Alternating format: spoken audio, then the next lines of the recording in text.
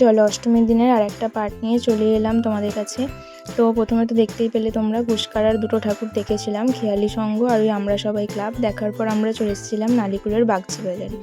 এই যে দেখতে পাচ্ছ প্যান্ডেলটা। প্রথমে যে ঢুকছিলাম তখন ভাবছিলাম এগুলো কী বানিয়েছে বুঝতেই তো পারছিলাম না। তারপরে যে দেখতে পাচ্ছি সব ওই হাতের কাজ করছে আর কি, কেউ মাছ ধরছে, কেউ মিষ্টি বিক্রি করছে এরকম। তারপরে এই যে বুঝতে পারলাম দেখে যে ও আচ্ছা থিমটা বানিয়েছে হচ্ছে নটরাজ আর কি, ওই আগেকালকার দিনের আর কি থিমগুলোকে নিয়েই বানিয়েছে এখানে। এই যে প্যান্ডেলটা দেখতে পাচ্ছ, দেখো পুরো নৌকার ওপর করেছে আর কি, নৌকাটাকেও কাঠ দিয়ে বানিয়েছে। এই যে দেখো দেখতেই পাচ্ছ কত সুন্দর করে, মানে কার্ডবোর্ডের ওপরেই আর কি এঁকেছে, এগুলোকে এঁকে আর কি লাগিয়েছে। এদিকে বাবা আমাকে বলছিল যে এই দেখ নৌকায় করে কত মাল নিয়ে যাচ্ছে।